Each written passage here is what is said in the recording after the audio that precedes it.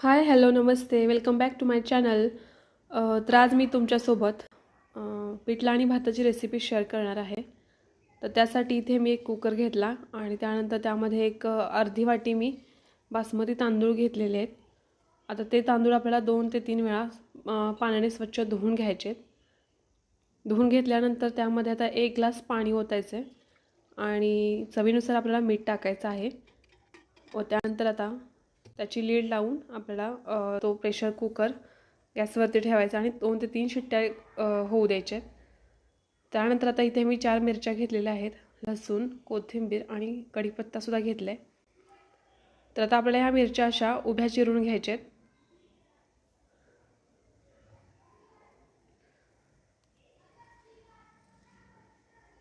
जेणेकरून जर ज्यांना जास्त तिखट नाही आवडत तर ते सहजपणे त्या मिरच्या साईडला काढू शकतील. त्यानंतर एक मिरची, लसूण आणि कढीपत्ता आपल्याला थोडासा क्रश करून घ्यायचा आहे.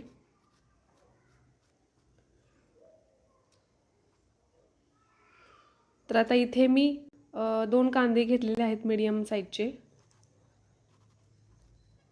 आणि असे पातळ ते आपल्याला चिरून घ्यायचे आहेत.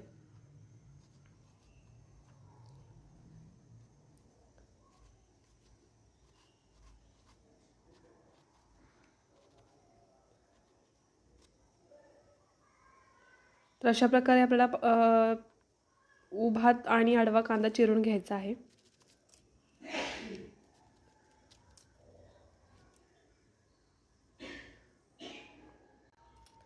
तर आता इथे मी अर्धी वाटी बेसनचं पीठ घेतलं होतं आणि ते आता पाण्यामध्ये मी भिजवत ठेवलेलं आहे. आणि जाडसर थोडंसं शेंगदाण्याचं कूटसुद्धा आपल्याला 2 ते 3 चमचे वापरायचे. तर ते ऑप्शनल आहे, जर तुम्हाला आवडत असेल तरच तुम्ही वापरू शकता. तर आता इथे एका कढईमध्ये मी 3 ते 4 चमचे तेल घेतलेले आहे. ते तेल गरम झाल्यानंतर त्यामध्ये जिरे टाकलेले आहेत, लसूण आणि मिरचीचे काप व थोडासा कढीपत्तासुद्धा यामध्ये आपण फ्राय करून घ्यायचा आहे.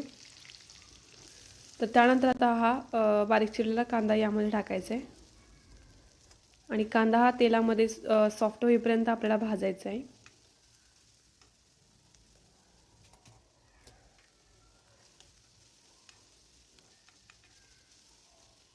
तर थोडासा गोल्डन कलर येईपर्यंत आपल्याला कांदा तेलामध्ये भाजायचा आहे. आता त्यानंतर आपल्याला चिमटभर यामध्ये हळद टाकायची आहे.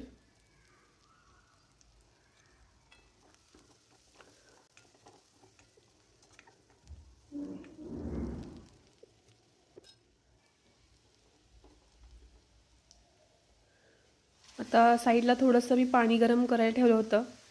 तर पहिल्यांदा आपल्याला यामध्ये पाणी थोडंसं टाकायचं आहे आणि त्यानंतर मग आपण जे पीठ भिजवून घेतलेलं आहे तर ते यामध्ये टाकायचे.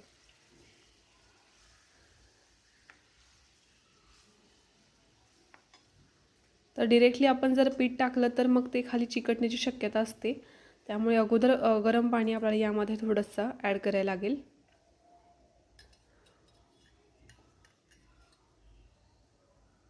जर तुम्हाला पातळ पिठलं हवं असेल तर पीठ थोडंसंच भिजवा. इथे आता मी भातासोबत खाणार असल्यामुळे मी थोडंसंच पीठ घेतलं होतं, जेणेकरून पातळ पिठलं तयार होईल.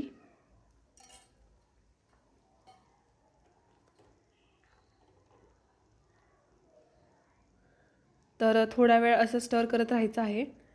म्हणजे याच्या गुठळ्या ऑलरेडी आपण पाण्यात भिजवल्यामुळे याच्या गुठळ्या नाहीशाच होतात. तरीसुद्धा थोडा वेळ आपण चमच्याच्या सहाय्याने असं हलवत राहायचं आहे. त्यानंतर थोडीशी कोथिंबीर आणि चवीनुसार मीठ टाकायचं आहे यामध्ये आपल्याला. तर पाणी आता थोडंसं कमी पडतंय तर आपण गरम पाणीच वापरायचं आहे यामध्ये. जर भाकरीसोबत खायचं असेल तर थोडंसं घट्ट बनवायचं आणि भातासोबत खायचं असेल तर तुम्ही पाणी ॲड करू शकता अजून थोडंसं.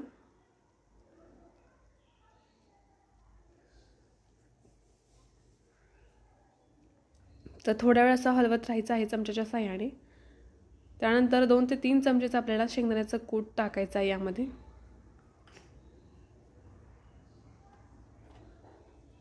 आता हे व्यवस्थित मिक्स करून घ्यायचं आणि 5 मिनटं आपल्याला हे शिजू द्यायचं आहे कमी आचेवरती.